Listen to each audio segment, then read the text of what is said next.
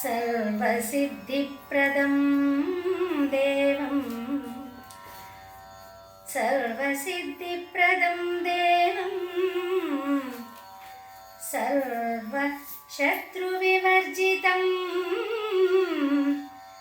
सर्वाभीष्टप्रदातारं वन्देऽहं गणनायकम्।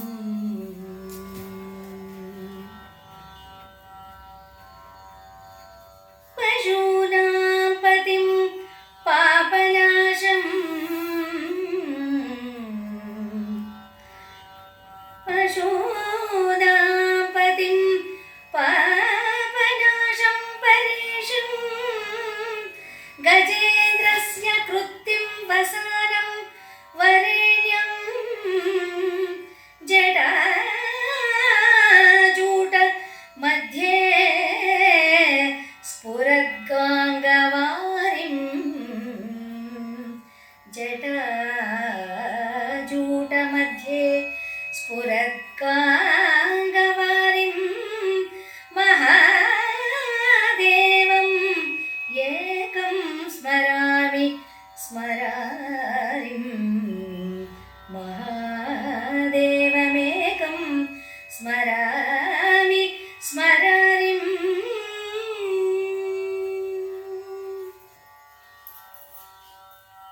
ಈ ಭಾಗದಲ್ಲಿ ನಾವು ನೋಡ್ತಾ ಇದ್ದೀವಿ, ಮುಸುಕಿಟ್ಟು ಮಲಗಿರುವಂಥ ಆದಿಮಯ್ಯನನ್ನು ಎಬ್ಬಿಸ ಹೋದಂಥ ಮಾವ ಅವರ ಸಂಭಾಷಣೆಯನ್ನ ಈ ಭಾಗದಲ್ಲಿ ವಿವರಿಸ್ತಾ ಇದ್ದಾರೆ.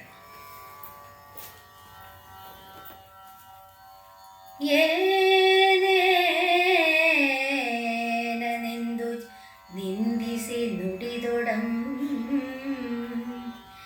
ಏನೇನೆಂದು ನಿಂದಿಸಿ ನುಡಿದೊಡಂ ಕಡೆಗೆ ನೀನೆಂದುದಲ್ಲ ಎಮ್ಮ ಮಗಳೆನಿಸಿದ ಅವಳದಕ್ಕೇನಾದುದಕ್ಕೆ ತಕ್ಕುದನು ಆಡಬಲ್ಲೆನು ಅದನ್ನು ಈಗಾಡಿ ತೋರಲೇಕೆ ಆ ನಿಮಿತ್ತು ಉಪವಾಸವಿದ್ದೆನು ಎಂದೆನಗೊಂದು ಹಾನಿಯಂ ಹೊರೆಸದೆ ಆ ನಿಮಿತ್ತ ಉಪವಾಸವಿದ್ದೆನೆಂದು ಎಂದೆನಗೆ ಒಂದು ಹಾನಿಯಂ ಹೊರೆಸದೆ ಉಣ್ಣೇಳೆಂದು ಲೋಕದ ಅಭಿಮಾನಿ ಎಂದದೆ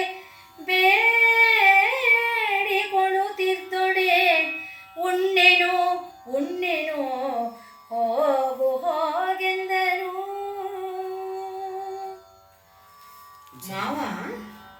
ಮಾವನಾದವನು, ಹೆಣ್ಣು ಕೊಟ್ಟ ಮಾವನಾದವನು ಅಳಿಯನನ್ನ ಮಾತಿನಲ್ಲೇ ತಿವಿದು ಸಮಾಧಾನ ಮಾಡುವಂತ ನೆವತ್ತರ ಮಾತಾಡ್ತಾ ಇದ್ದಾನೆ. ಏನೇನು ನಿನ್ನನ್ನು ನಿಂದಿಸಿ ನೋಡಿದ್ರು ಕಡೆ ನೀನಂದಿದ್ದಕ್ಕೆ ನಮಗೆ ಬೆಲೆ ಇಲ್ಲ, ನೀನಂದಿದ್ದು ಏನೇ ಇಲ್ಲ, ನನ್ನ ಮಗಳನ್ಸಿದಳು ಇದ್ದಾಳು ನೋಡು, ಅವಳಿಂದ ಇದೆಲ್ಲ ಆಗ್ತಾ ಇರೋದು, ಅವಳೇ ತಪ್ಪು ಮಾಡಿದ್ದು, ನಿನ್ನನ್ನು ಮದುವೆ ಮಾಡ್ಕೊಂಡಿದ್ದೆ ತಪ್ಪು ಅನ್ನೋ ಭಾವ ಅಲ್ಲಿ ವ್ಯಕ್ತವಾಗ್ತಾ ಇದೆ.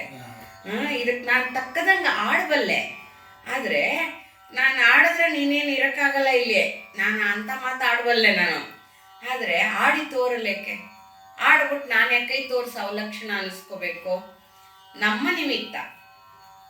ಅದರಿಂದ ಉಪವಾಸ ಇದ್ದೆ ಅಂತ ನನಗೊಂದು ಕೆಟ್ಟ ಹೆಸರು ತರಬೇಡ, ಹೊರಸ್ಬೇಡ ನನಗೆ ಕೆಟ್ಟ ಹೆಸರನ್ನ. ಇವರಿಂದ ಊಟ ಮಾಡಲಿಲ್ಲ ನನ್ನ ಗಂಡ ಅಂತ ನನ್ನ ಮಗಳಂತಾಳಲ್ಲ, ಅದಕ್ಕೆ ಇಲ್ಲದೇ ಇದ್ರೇನು ಅವ್ನು ಸಮಾಧಾನ ಮಾಡುವಂಥ ಪ್ರಮೇಯ ಅವನಿಗಿಲ್ಲ. ಮಗಳನ್ನ ಒಪ್ಪಕ್ಕಿಟ್ಕೋಬೇಕು, ಮಗಳ ಸಂಪಾದನೆಯಲ್ಲಿ ಜೀವಿತ ಕಾಲವನ್ನು ಕಳಿಬೇಕು, ಮಗಳ ಸಂಪಾದನೆಯಲ್ಲಿ ತಾನಿರಬೇಕಲ್ಲ. ಆ ಕಾರಣದಿಂದ ಆಡಿ ತೋರ್ಸಕ್ಕೆ ಬರುತ್ತೆ ನನಗೆ, ಎಷ್ಟು ಬೇಕಾದ್ರೆ ಬೈಬಲ್ಲೆ ನಾನು. ಆದರೆ ಆ ನಿಮಿತ್ತ ಅಳಿಯ ನಮ್ಮ ನಿಮಿತ್ತ ಅಳಿಯ ಊಟ ಮಾಡಲಿಲ್ಲ ನನ್ನ ಮಗಳು ಬೈತಾಳಲ್ಲ, ಅದಕ್ಕೋಸ್ಕರ ಹೊಸ ರೀತಿ ನಿಂದೆ ನಮ್ಮ ಮೇಲೆ ಹೊರಿಸ್ಬೇಡಪ್ಪ ನೀನು. ಲೋಕದ ಅಭಿಮಾನಿ ಅಂದರೆ ಲೋಕ ನೋಡೋಕ್ಕೋಸ್ಕರ ಬದುಕಿದವರು ಲೋಕದ ಅಭಿಮಾನಿ. ಪ್ರಾಪಂಚಿಕರು. ಅಂದರೆ ಲೋಕ ಏನಂತಾರೋ, ಲೋಕ ನಮ್ಮನ್ನು ನೋಡಲಿ ಅಂತ ಅಲಂಕಾರ ಮಾಡ್ಕೊಳ್ಳೋದು, ಲೋಕಕ್ಕೋಸ್ಕರ ಬದುಕೋರು ಅವರೆಲ್ಲ. ತಮಗಾಗಿ ಬದುಕೋರು, ತಮ್ಮ ನಡೆನುಡಿಗಳು ಒಂದಾಗಿ ಬದುಕುವವರು ಆಧ್ಯಾತ್ಮಿಕ ಜೀವಿಗಳು. ಇವರೆಲ್ಲ ಪ್ರಾಪಂಚಿಕರು. ಹೇಗೋ ತಿನ್ಬಿಡಪ್ಪ ಹೋಗ್ಲಿ, ನಮ್ಗೆ ಯಾಕೆ ಕೆಟ್ಟ ಹೆಸರು ಹಿಡಿತ್ಯಾ, ತಿನ್ನು ಅಂತ ಬೇಡ್ಕೊಂಡಂಗೆ ಇರಬೇಕು. ಆದರೆ ಅವ್ನು ಖಂಡಿತ ಊಟ ಮಾಡಬಾರ್ದು. ಆ ರೀತಿಯ ಮಾತುಗಳನ್ನ ಆಡಿದಾಗ ಅದೇ ಹೇಳ್ತಾನೆ, ನಾನು ಊಟ ಮಾಡಲ್ಲ, ಖಂಡಿತ ಉಣ್ಣೇನು, ನಾನು ಊಟ ಮಾಡಲ್ಲ, ಹೋಗಿ ನೀವೇನು ಮಾತಾಡ್ಬಿಡಿ, ಹೋಗಿ ಹೋಗಿ ಅಂತ ಅವ್ನು ಗದರ್ಬೇಕು. ಗದರ್ದ ನೋಡು ನಿನ್ನ ಗಂಟ ಸಮಾಧಾನ ಹೇಳಕ್ಕೆ ಹೋದ್ರೆ ಅಂತ ಮಗಳಿಗೆ ಹೇಳಬೇಕು. ಈ ಅಡ್ಡಗೋಡೆ ಮೇಲೆ ದೀಪ ಇಟ್ಟಾಗ ಮಾತಾಡೋದಿರುತ್ತಲ್ಲ, ಇದನ್ನ ಇಲ್ಲಿ ರಾಘವಂಕರು ಚೆನ್ನಾಗಿ ತೋರಿಸಿದ್ದಾರೆ. ಈ ಥರನೇ ಮಾಡೋದು.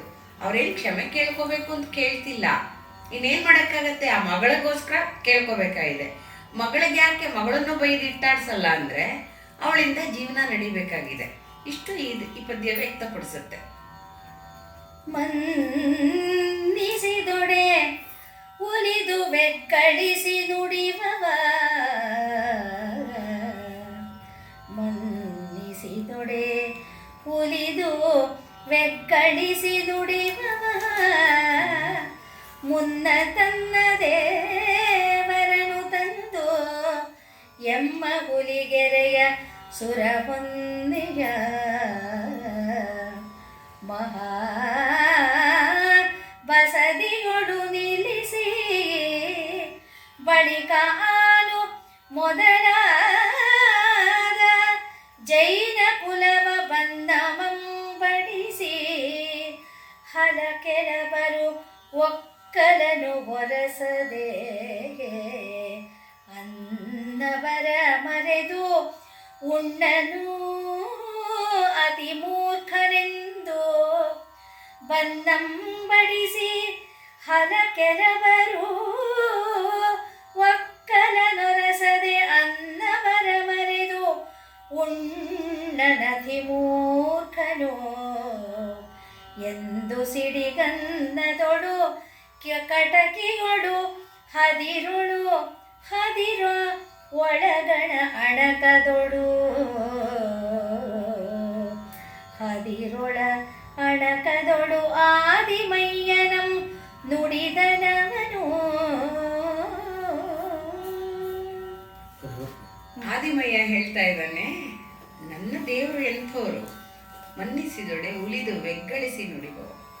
ಅಂದರೆ ನೀನು ಶರಣಾದ ತಕ್ಷಣ ಅವನು ನಿನ್ನ ಅತ್ಯಂತ ಪ್ರೀತಿಯಾಗಿ ನಿನ್ನನ್ನು ಮಾತನಾಡಿಸ್ತಾನೆ, ತಿಳಿವನ್ನು ಒಳಗಿಂದ ಕೊಡ್ತಾನೆ, ಅರಿವನ್ನು ಕೊಡ್ತಾನೆ.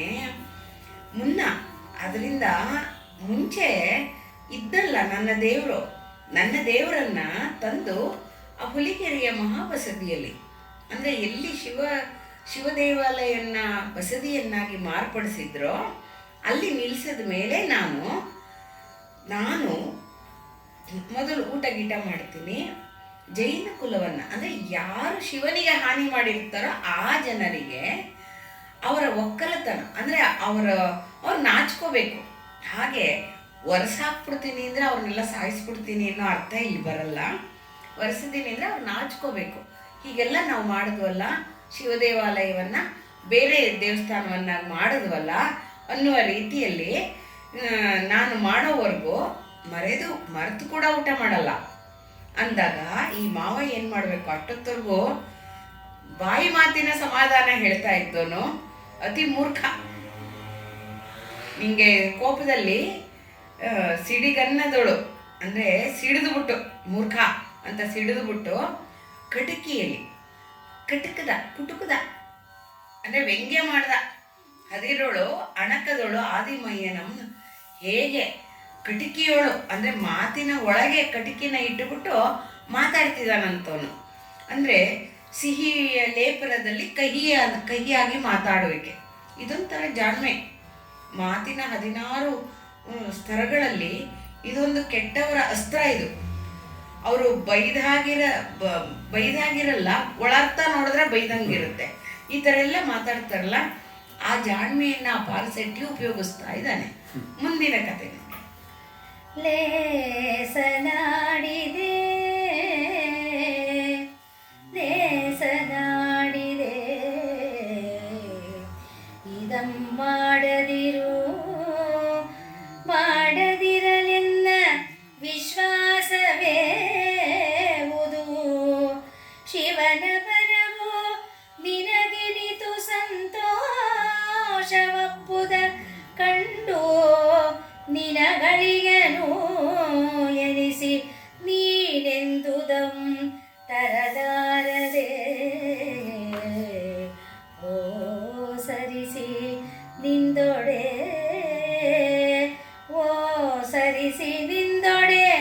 ಎಮ್ಮವರು ನಗರೇ ಭಕ್ತಿ ಹೇಸದೆ ತಂದಲ್ಲದೆ ಉಣ್ಣೆನು ಎನಲು ಅಳವಡದ ಭಾಸೆಗಳನ್ನು ಏರಿಸಿಕೊಳ್ಳುತ್ತಿರದೆ ಅಳವಡದ ಭಾಸೆಗಳನ್ನು ಏರಿಸಿಕೊಳ್ಳುತ್ತ ಇರದಿರೆಂದು ಆದಿಮಯ್ಯನಂ ನುಡಿದನವನು ಆದಿಮಯ್ಯನಂ ನುಡಿದನವನು.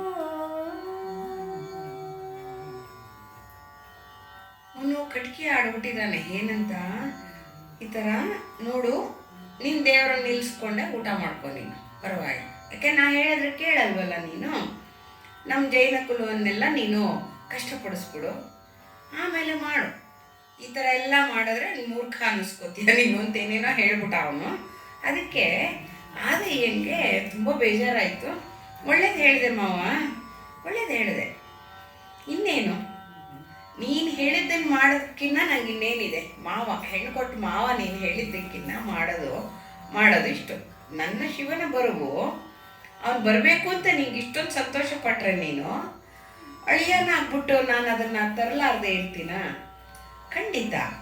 ನೀನು ಅಂದದಕ್ಕೆ ತರಲಾರ್ದೆ ಹೋದರೆ ನಮ್ಮವರೆಲ್ಲ ನಗಲ್ವೇ? ನನ್ನ ಭಕ್ತಿ ಎಷ್ಟು ಚಿಕ್ಕದು ಅಂತ ನಾಚ್ಕೊಳ್ಳಲ್ವೇ? ಶಿವನ ತಂದಲ್ಲದೆ ಉಣ್ಣೆನು. ನಾನು ಊಟ ಮಾಡೋದೇ ಇಲ್ಲ ಬಿಡು. ಈಗ ಬರೀ ಒಂದು ರಾತ್ರಿ ಊಟ ಮಾಡಲ್ಲ ಅಂದಿದ್ದನ್ನ ನಿರಂತರ ಊಟ ಮಾಡದೇ ಇರೋ ರೀತಿಯಲ್ಲಿ ಆ ಮಾವನ ಕಟಿಕೆಯ ಮಾತು ಅವನನ್ನು ತಂದು ಇಲ್ಲಿಗೆ ನಿಲ್ಲಿಸ್ತು. ಅಂದರೆ ಆಗ್ಲಾರದ್ದನ್ನ ಹೇಳಿ ಇವನನ್ನು ಓಡಿಸ್ಬೇಕು ಅನ್ನೋದು ಅವನ ಆಂತರ್ಯ, ಮಾವನ ಆಂತರ್ಯ. ಮಗಳನ್ನ ಬಿಡಿಸೋಣ ಅಂತ ನೋಡ್ದ, ಮಗಳು ಬಿಡಲಿಲ್ಲ. ಅಳಿಯನನ್ನೇ ಚುಚ್ಚಿ ತೀವುದು ಓಡಿಸ್ಬಿಡೋಣ ಅಂತ ಅವನು ಈ ಪ್ರಯತ್ನವನ್ನು ಪಡ್ತಾ ಇದ್ದಾನೆ, ಕಟಿಕೆ ಆಡಿ. ಅದಕ್ಕೆ ಸರಿಯಾಗಿ ಆದಯ್ಯ ಗಾಳಕ್ಕೆ ಮೀನಂತೆ ಸಿಕ್ಕಿಬಿದ್ದುಬಿಟ್ಟ. ಹೇಳ್ತಾನೆ, ಆಯಿತು ನೀನು ಹೇಳಿದಂಗೆ ಮಾಡ್ತೀನಿ, ನನ್ನ ಶಿವ ಬರಬೇಕು ಈ ಬಸದಿಗೆ ಅನ್ನೋದಿದ್ರೆ ನಾನು ತಗೊಂಡು ಬರ್ತೀನಿ, ಸೌರಾಷ್ಟ್ರದಿಂದನೇ ತರ್ತೀನಿ, ನೀವೆಲ್ಲ ಸಂತೋಷ ಪಡೋರಂತೆ. ತಂದಲ್ದೆ ಭಕ್ತಿ ನಾಚ್ಕೊಂಡ್ಬಿಡುತ್ತೆ. ನಾನೇನಾದ್ರು ತರದೇ ಇದ್ರೆ ತಂದೆ ಊಟ ಮಾಡ್ತೀನಿ ಬಿಡು ಅಂತ ಹೇಳಿ ಆಗದೆ ಇರೋ ಭಾಷೆಗಳನ್ನು ಏರಿಸ್ಕೊಳ್ತಾ ಇದ್ದಾನೆ ಅಂತ ಅವ್ರ ಮಾವ ಅನ್ಕೋತಾನೆ. ಅಂದರೆ ಇನ್ನಿವನು ವಾಪಸ್ ಬರೋಕ್ಕಾಗಲ್ಲ. ಊಟ ಬಿಟ್ಟು ಎಷ್ಟು ದಿನ ಇರ್ತಾನೆ ಇವನು? ಊಟ ಬಿಟ್ಟು ಎಷ್ಟು ದಿನ ಇರೋಕ್ಕಾಗತ್ತೆ? ಹಾಗೆ ಇವನು ಆಗದೆ ಇರೋದನ್ನ ನೆನೆಸ್ಕೊಂಡು ಗೆದ್ದೆ ನಾನು ಅಂತ ಮಾವ ಸಂತೋಷ ಪಡ್ತಾ ಇದ್ದಾನೆ, ಬೀಗ್ತಾ ಇದ್ದಾನೆ. ಅಳಿಯನನ್ನು ಓಡಿಸ್ಬೇಕು ಅನ್ನೋದೇ ಆಂತರ್ಯವಾದಂಥದ್ದು, ಗೂಢವಾದದ್ದು, ನಿಗೂಢವಾದಂಥ ಮನಸ್ಥಿತಿ. ಅಂದರೆ ಮಗಳನ್ನು ಬೇರ್ಪಡಿಸಿ ತನ್ನ ಉಪಯೋಗಕ್ಕೆ ಉಪಯೋಗಿಸಿಕೊಳ್ಳಬೇಕು. ಇದು ಅವನ ಆಂತರ್ಯ. ಮುಂದಿನ ಕಥೆಯನ್ನು ನೋಡಿ. ಪರವನಿತೆಗಳಸು ಪರರ ಅರ್ಥಮಂ ಸೆಳೆದುಕೋ ಪರದೈವ ಕೆರಗು ಪರ ಸಮಯಗಳೊಳು ಬೆರಸು ಪರರ ಜೀವಕ್ಕೆ ಮುನಿ ಎಂದೆನಗೆ ಹೇಳ್ದೊಡೆ ಪರರ ಜೀವಕ್ಕೆ ಮುನಿ ಎಂದೆನಗೆ ಹೇಳ್ದೊಡೆ ಆನಾರೆನೋ ಎನ್ನಬಹುದಲ್ಲದೆ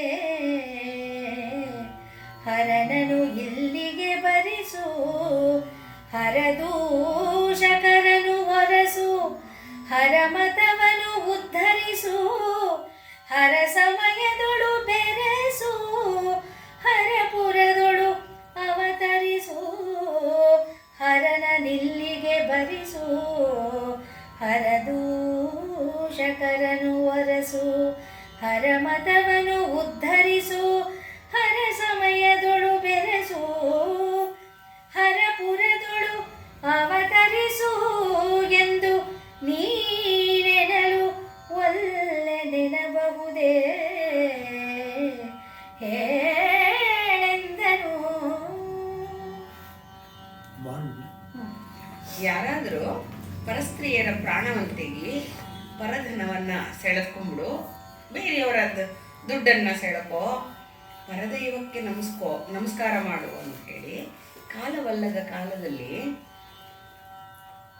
ಅನಾಚಾರ ಮಾಡು ಅಂತ ಹೇಳಿದ್ರೆ, ಯಾರಿಗೋ ಮುನಿ ಅಂತ ಹೇಳಿಬಿಟ್ರೆ, ಋಷಿ ಅಂದ್ಬಿಟ್ರೆ ನನಗೆ ಹೇಳಿದ್ರೆ ಆಗಲ್ಲ ಅನ್ಬೋದು ನಾನು.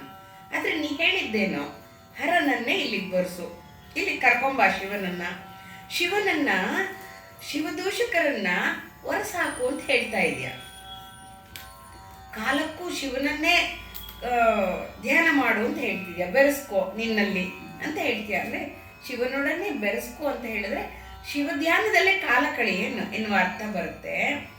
ಹರನನ್ನ ಪುರದೊಳಗೆ ಅವತರಿಸು ಎಂದು ನೀನು ಮಾವ ನೀ ಹೇಳ್ತಾ ಇದ್ರೆ ನಾನು ಒಲ್ಲೆ ಅಂತೀನ? ಖಂಡಿತ ಇಲ್ಲ. ನಾನು ಒಲ್ಲೆ ಅಂತ ಅನ್ನಲ್ಲ. ನಾನು ಕರ್ಕೊಂಬರ್ತೀನಿ, ನಾನು ಕರ್ಕೊಂಬಂದೇ ಊಟ ಮಾಡ್ತೀನಿ. ನೀ ಹೇಳಿದ್ದು ನನಗೆ ವಿಹಿತವಾಗೇ ಇದೆ. ನನ್ನ ಶಿವನಿಲ್ಲದ ಈ ದೇವಸ್ಥಾನದಲ್ಲಿ ತಂದು ನಿಲ್ಲಿಸಬೇಕು. ಯಾಕಂದರೆ ಶಿವಾಲಯ ಇದ್ದಿದ್ದನ್ನು ಬೇರೆ ದೈವ ಬಂದಿದೆ ಅಲ್ಲಿ, ಅದನ್ನು ನೀನು ಮಾಡು ಅಂತ ಹೇಳ್ತಿದ್ಯಾ. ಒಳ್ಳೆಯದೇ ಆಯಿತು ಬಿಡು, ನಾನು ಹಾಗೆ ಮಾಡ್ತೀನಿ ಅಂತ ಆದಯ್ಯ ಇನ್ನೂ ಗಟ್ಟಿ ಧ್ವನಿಯಲ್ಲಿ ಹೇಳ್ತಾ ಇದ್ದಾನೆ ಅವ್ರ ಮಾವಂಗೆ.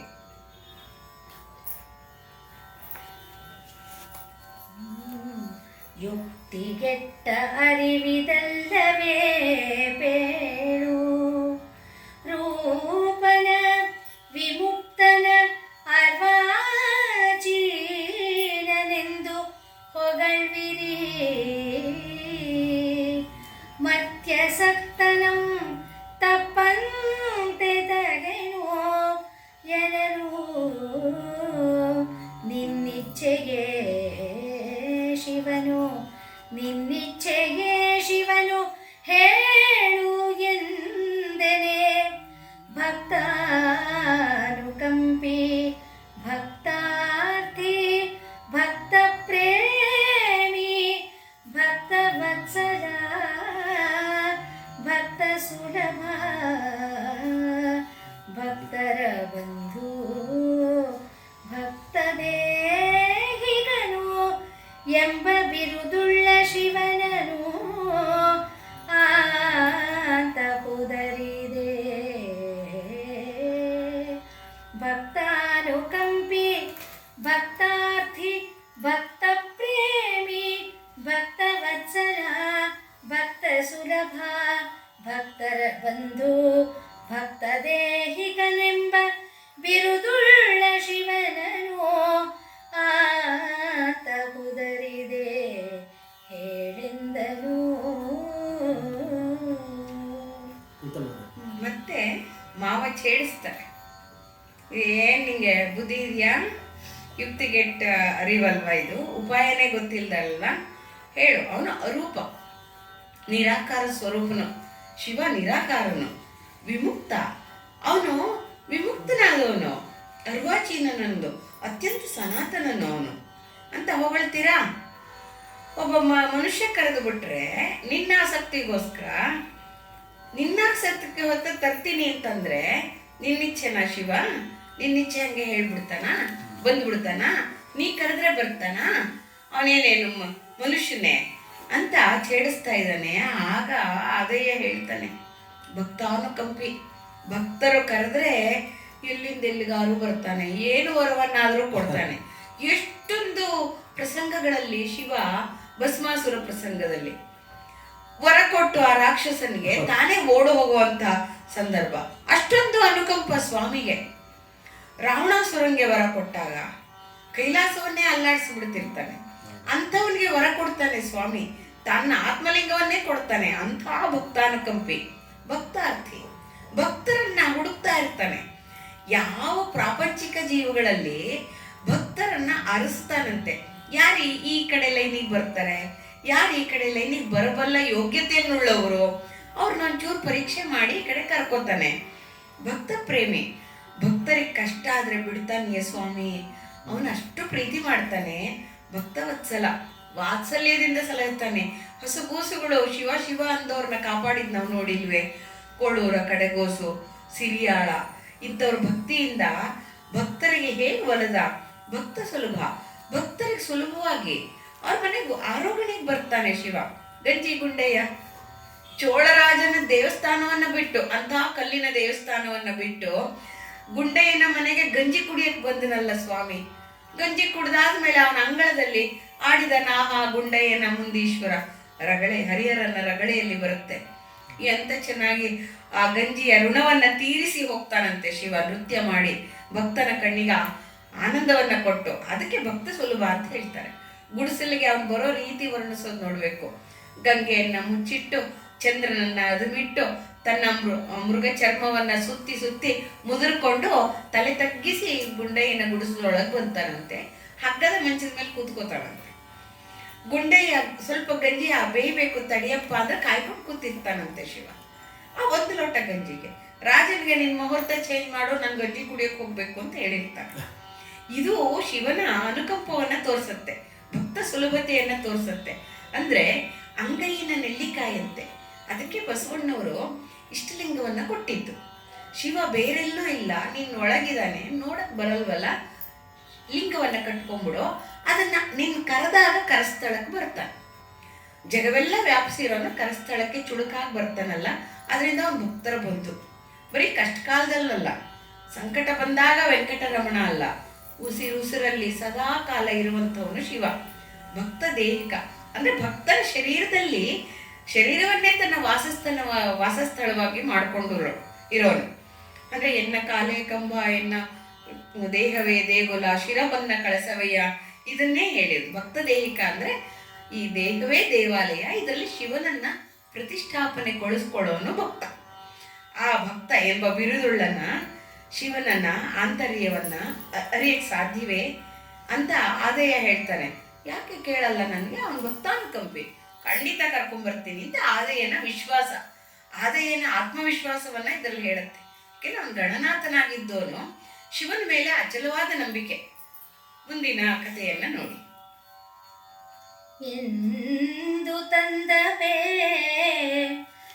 ಎಂದು ತಂದವೇ ಹುಸಿಯದೇ ಹೇಳಲು ತಿಂಗಳಂದಂದಿಗೆ ಅದಾವೂರ ದೇವರು ಎನೆ ಸೌರಾಷ್ಟ್ರ ಮಂದಿರ ಸುಖಾಸೀನಂತಗೆನು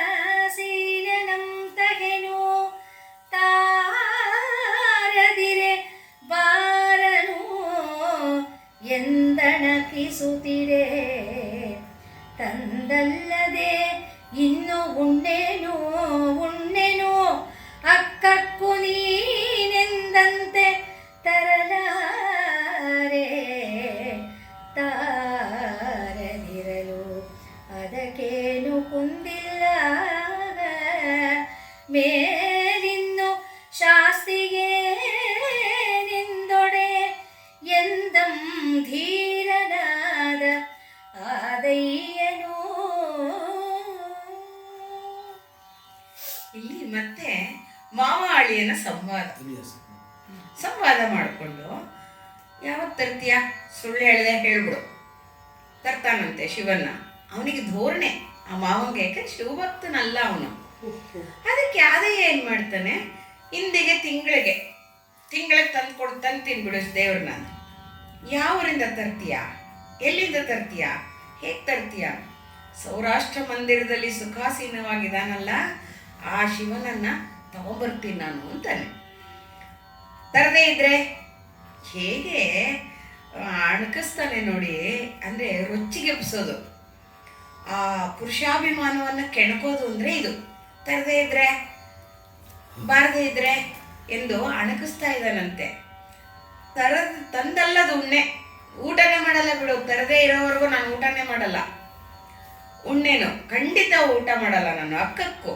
ಅದಕ್ಕೆ ಇವನೇನಂತಾನೆ, ಆಗ್ಲಾಗ್ಲಿ ಬಿಡು, ಊಟ ಮಾಡಲ್ವ ನೀನು, ಬೇಡ, ನೀನೆಂದಂತೆ ತರಕ್ಕಾಗಲ್ಲ ನಿಂಗೆ. ತಾರದಿರಲು ಅದಕ್ಕೇನು, ತರದೇ ಇದ್ರಿ ಏನೀಗ, ಊಟ ಮಾಡಲ್ಲ ತಾನೇ, ನಾನು ಬಿಡು, ಕುಂದಿಲ್ಲ ಬಿಡು, ಮೇಲಿನ್ನು ಶಾಸ್ತಿ, ನಿಂಗೆ ಶಾಸ್ತಿ ಸರಿಯಾಗುತ್ತೆ ಬಿಡು ಅಂದಾಗ, ಸರಿಯಾಗಿ ಶಾಸ್ತಿ ಊಟ ಮಾಡದೇ ಇರೋದು ಎಂದಾಗ ಧೀರನಾದಂಥ ಆದಯ್ಯನು ಹೇಳ್ತಾನೆ, ಶಾಸ್ತಿ ಮಾಡ್ಬೇಕಾ, ಶಿಕ್ಷೆ ತಗೋಬೇಕಾ ನಾನು, ಶಿಕ್ಷೆ ಏನು ನಾ ಹೇಳ್ತೀನಿ ಕೇಳು ಅಂತ. ಮುಂದಿನ ಪದ್ಯದಲ್ಲಿ ಶಿಕ್ಷೆಗಳನ್ನ ಶಿಕ್ಷೆಗಳ ತಾನು ಏನನ್ನ ಅನುಭವಿಸಲು ಸಿದ್ಧನಾಗಿದ್ದಾನೆ ಅನ್ನೋದನ್ನ ತುಂಬಾ ಚೆನ್ನಾಗಿ ಹೇಳ್ತಾ ಇದ್ದಾನೆ, ಕೇಳಿ. ಗುರುಮರ್ಥ್ಯನೆಂಬವನು ಗುರುಧನವ ತಿಂಬವನು ಗುರುಮತವ ಮೀರುವನು ಗುರುಮಂಚವೇರುವನು ಗುರುವಾಕ್ಯವಾದಕನು ಗುರುಚರಿತ ಶೋಧಕನು ಗುರುವಂಗನು ಆಲಸ್ಯನು ಪರವಸ್ತು ಸಾಧಕನು ಪರಸತಿಯ ವೇದಕನು ಪರಸಮಯ ಬೋಧಕನು ಪರಜೀವವಾಧಕನು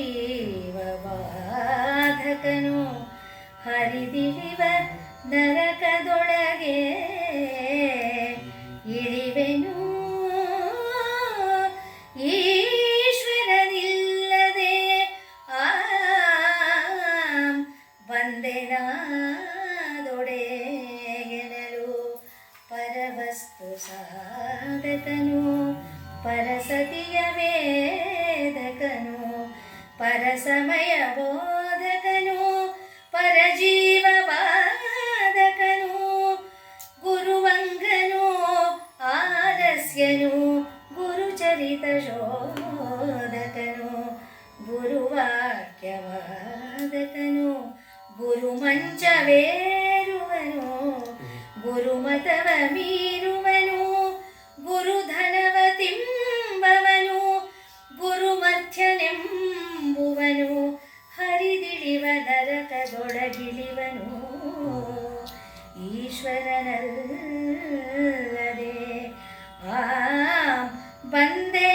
ಬಂದೆನಾದೊಡೆ ಎನಲು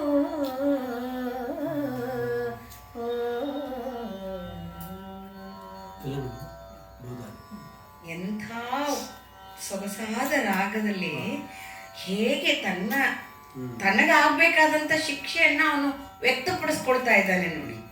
ಆ ಮಾವ ಹೆಂಗೆ ರೊಚ್ಚಿಗೆ ಎಬ್ಸಿದಾನೆ ಆದಯ್ಯನ್ನ ಅಂದ್ರೆ, ಆ ಗಣನಾಥನನ್ನ ಅಂದ್ರೆ, ಅವನ ಮನಸ್ಸು ಸಪ್ತಮ ಸ್ತರದ ಕೋಪವನ್ನ ಅನುಭವಿಸ್ತಾ ಇದೆ, ಅಷ್ಟು ರೊಚ್ಚಿಗೆ ಎಬ್ಸಿದಾನೆ.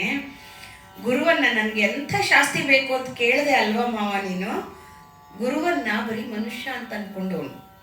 ಅಂದ್ರೆ ಗುರು ಬ್ರಹ್ಮ ಗುರುರ್ ವಿಷ್ಣು ಗುರುರ್ದೇವೋ ಮಹೇಶ್ವರ ಅನ್ನುವಂಥ ಭಕ್ತಿ ಬಿಟ್ಟು ಅವರು ಏನು ಮನುಷ್ಯರೇ ತಾನೆ, ನಮ್ಮಂಥದ್ದೇ ತಾನೆ, ಬನ್ನಿ ಸಾರ್ ಹೋಟ್ಲು ಹೋಗೋಣ, ಸಿಗರೇಟ್ ಸೇರಿ ಸಾರ್ ಅನ್ನೋ ಕಾಲ ಅಲ್ಲ ಅದು.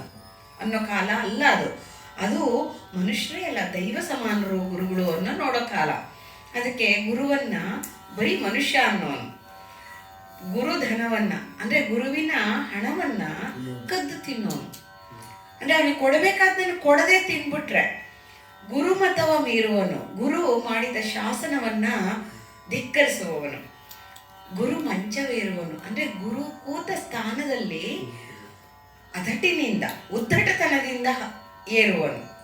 ಏನು ಗುರುಗಳು ಮಲಗಿದ್ರೇನು, ನಾನು ಆ ಮಂಚದ ಮೇಲೆ ನಾನು ಮಲ್ಕೋತೀನಿ ಅನ್ನುವಂಥ ಉದ್ದಟತನ ಅಂದ್ರೆ ಗುರುಗಳು ಕೂತ ಚೇರ್ ಮೇಲೆ ಕೂತ್ಕೋಬಾರ್ದು ಅಂತಲ್ಲ, ಉದ್ದಟತನ ಇರಬಾರ್ದು. ಏಕೆಂದ್ರೆ ಎಷ್ಟೋ ಸಲ ಸ್ವಾಮೀಜಿಗಳು ಬಂದು ಹೋದ್ಮೇಲೆ ಆ ಚೇರಿಗೆ ನಮಸ್ಕಾರ ಮಾಡಿ ಆಮೇಲೆ ಕೂತ್ಕೊಳ್ತಿದ್ದೆ ನಾನು. ಯಾಕೆ ಅಂದ್ರೆ ಆ ಪವಿತ್ರಾತ್ಮರು ಕೂತಿದ್ದು ಅಂತ ಅರ್ಥ ಅಷ್ಟೇನೆ. ಅದಕ್ಕೇನು ವಿಶೇಷವಾದಂಥ ಅರ್ಥ ಇಲ್ಲ, ಬಟ್ ಗೌರವ ಇರಬೇಕು ಅನ್ನೋದು ಅರ್ಥ. ಗುರುವಾಕ್ಯವಾದಕನು, ಗುರು ಅಂತ ಹೇಳಿದ್ರೆ ತರ್ಕ ಮಾಡಿಕೊಂಡು ವಾದ ಮಾಡೋನು. ಅದು ಸಬ್ಜೆಕ್ಟ್ಸ್ ಅಲ್ಲ, ವಿಷಯವಲ್ಲ, ಆಧ್ಯಾತ್ಮಿಕ ಸ್ಥಿತಿಯನ್ನ ಗುರು ಅನುಭವಿಸಿ ಹೇಳಿರ್ತಾರೆ. ನಿನ್ಗೆ ಅನುಭವಕ್ಕೆ ಬರೆದಿರ ಅದು ಅರ್ಥ ಆಗಲ್ಲ, ಅದನ್ನ ವಾದ ಮಾಡಿ ತಿಳ್ಕೊಳಕ್ ಆಗಲ್ಲ. ತರ್ಕಕ್ಕೆ ಮೀರಿದ್ದನ್ನ ವಾದ ಮಾಡಬಾರ್ದು.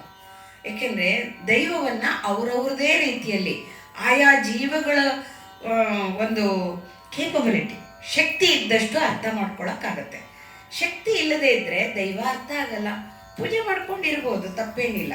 ಪೂಜೆ ಮಾಡಿಕೊಂಡು ಇದೇ ದೈವ ಅಂದ್ಕೊಂಡಿರ್ಬೋದು. ಮುಂದಿನ ಹಂತ ಬರುತ್ತೆ, ಆ ಹಂತದಲ್ಲಿ ದೈವ ತೋರಿಸ್ಕೊಳ್ಳುತ್ತೆ. ಈ ಹಂತ ಮುಗಿದ್ಮೇಲೆ ಆ ಹಂತ, 1ನೇ ಕ್ಲಾಸ್ ಆದ್ಮೇಲೆ 2ನೇ ಕ್ಲಾಸ್ ಬರೋದು.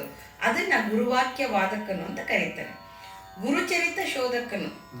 ಗುರುವಿಗೆ ಮಾಡ್ತೀನಿ ತಡೆ, ಇವನ್ ಹಿನ್ನೆಲೆ ಏನೋ ನೋಡ್ತೀನಿ ತಡಿ, ಇವನೇನ್ ಮಹಾ ಅಂತ ಹೇಳ್ತೀನಿ ತಡಿ ಅನ್ನೋ ರೀತಿಯಲ್ಲಿ ಉದ್ದಟತನದಿಂದ ಶೋಧನೆ ಮಾಡ್ತಾನಲ್ಲ ಅವನು.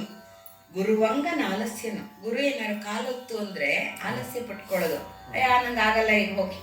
ಗುರು ಕಾಲು ನೋವು ಅಂದ್ರೆ ಅಯ್ಯೋ ನಂದ್ರೆ ನಂದು ಬಿಡಿ ನಾನು ಒತ್ತಕ್ಕಾಗಲ್ಲ ಅನ್ನೋದು, ಇದೆಲ್ಲ ಆಲಸ್ಯ. ಗುರು ಕೇಳಿದಾಗ ಅವರ ಪವಿತ್ರವಾದ ಅಂಗವನ್ನು ಮುಟ್ಟುವ ಸೌಭಾಗ್ಯಕ್ಕಾಗಿ ಹಾತೊರ್ಕೋಬೇಕು. ಅದು ಬಿಟ್ಬಿಟ್ಟು ಆಲಸ್ಯ ಮಾಡಿದ್ರೆ ಏನು ಪಾಪ ಬರುತ್ತೆ. ಪರವಸ್ತುಗಳನ್ನ ಸಮಯ ಸಾಧಿಸಿ ತಗೊಂಡ್ಬಿಡೋನು ಪರವಸ್ತು ಸಾಧಕನು. ಅಂದ್ರೆ ಪರರು ಕಣ್ಣಿಟ್ಟೇ ಇರೋದು, ಯಾವ್ರು ಇಲ್ಲದೆ ಇದ್ದ ತಗೊಂಡ್ಬಂದ್ಬಿಡೋದು, ಇಂಥದೆಲ್ಲ ಮಾಡ್ತಾರ. ಕಳ್ತನ ಸಮಾನ. ಪರಸತಿಯ ವೇದಕನು. ಪರಸತಿಯನ್ನ ತನ್ನ ಕಾಮೇಚ್ಛೆಗೋಸ್ಕರ ವೇದಿಯನ್ನು ಪಡಿಸುವವನು, ಬಾಧೆಯನ್ನು ಪಡಿಸುವವನು. ಪರಸಮಯ ಬೋಧಕನು. ಕಾಲವಲ್ಲದ ಕಾಲದಲ್ಲಿ ಮಾರ್ಕೆಟಲ್ಲಿ ಹೋಗ್ಬಿಟ್ಟು ಶಿವಧ್ಯಾನ ಹೇಳ್ಕೊಡ್ತೀನಿ ಅನ್ನೋದು ಪರಸಮಯ ಬೋಧಕನೇ ಅಂದ್ರೆ ಅದು. ಅಂದ್ರೆ ಕಾಲವಲ್ಲದ ಕಾಲದಲ್ಲಿ ಹೇಳಬಾರದವ್ರಿಗೆ ಹೇಳೋದು ಭಕ್ತಿಯನ್ನ. ಪರಜೀವ ಬಾಧಕನು. ಅದು ಹಿಂಸೆ ಆಗುತ್ತೆ. ಪರಜೀವವನ್ನ ಕೇಳ್ರಪ್ಪ ಇಲ್ಲಿ ಒಂಚೂರು ಕೇಳಿ ಒಂಚೂರು ಕೇಳಿ ಅಂತ ಇಷ್ಟ ಇಲ್ದವ್ರಿಗೆ ಹೇಳಕ್ ಹೋದ್ರೆ ಮಹಾಬಾಧೆ, ಕೂತ್ಕೊಳ್ಳಾರ್ದೆ ಹೋಗ್ಬಿಡ್ತಾರೆ ಅವರು. ಅದನ್ನ ಪರಜೀವ ಬಾಧೆ ಅಂತಲೇ ಕರೀತಾರೆ. ಅವ್ರ ಇಂಥ ಪಾಪ ಮಾಡಿದವರೆಲ್ಲ ಯಾವ ನರಕಕ್ಕೆ ಇಳಿತಾರೋ ಆ ನರಕಕ್ಕೆ ನಾನು ಇಳಿದು ಬಿಡ್ಲಿ, ಇದೇ ನಂಗೆ ಶಾಸ್ತಿ.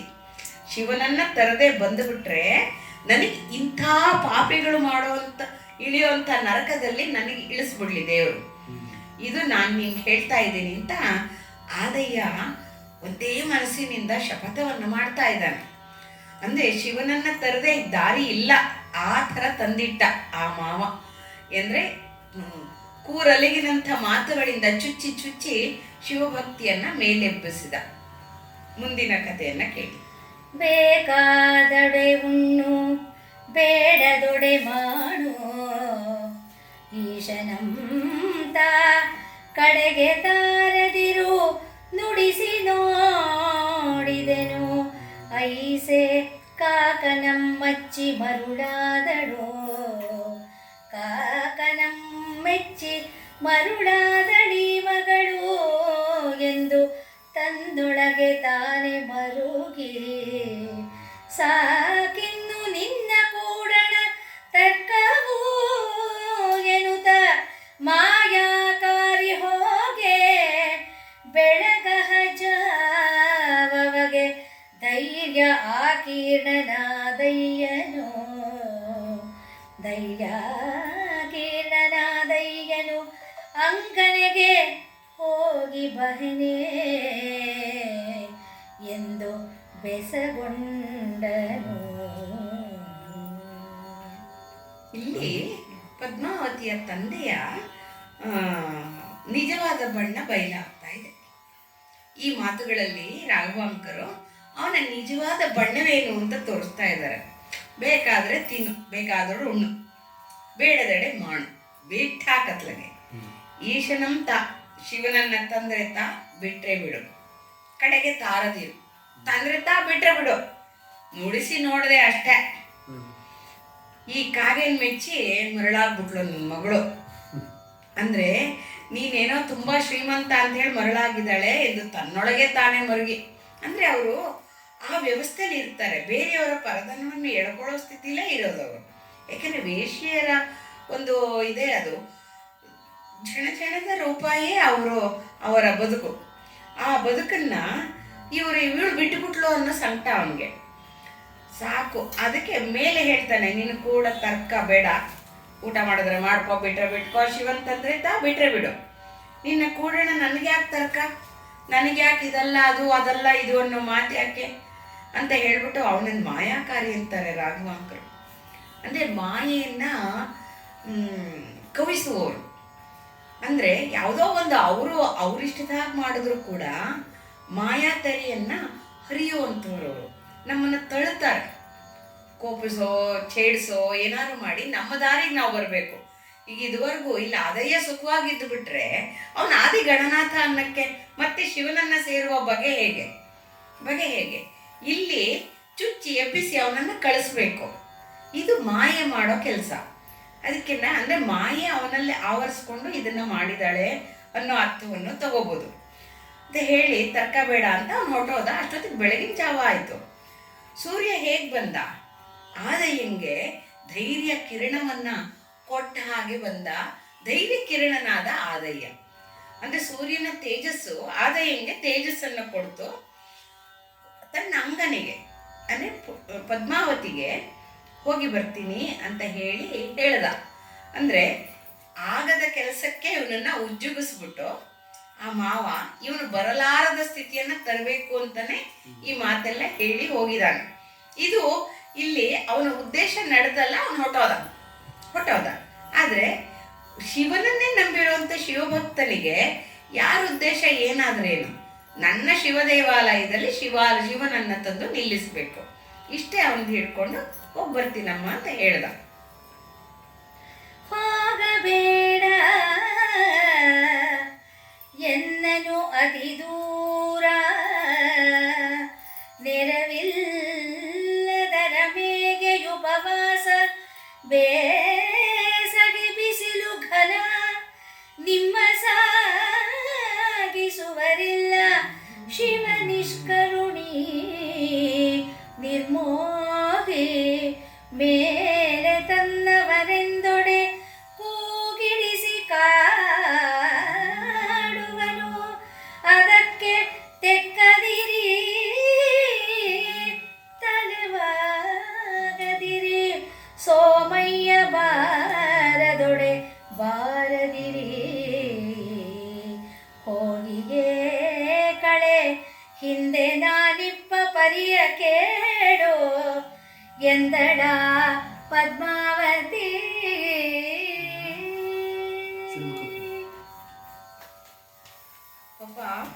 ಪಾಪ ಪದ್ಮಾವತಿ ಹೇಳ್ತಾಳೆ, ತನ್ನ ಪ್ರಿಯಕರ ಕಠಿಣವಾದಂಥ ಒಂದು ದೈವವನ್ನ ತರಕ್ಕೆ ಹೊರಟಿದ್ದಾನಲ್ಲ ಅಂತ ಅವಳಿಗೆ ಕತಿ.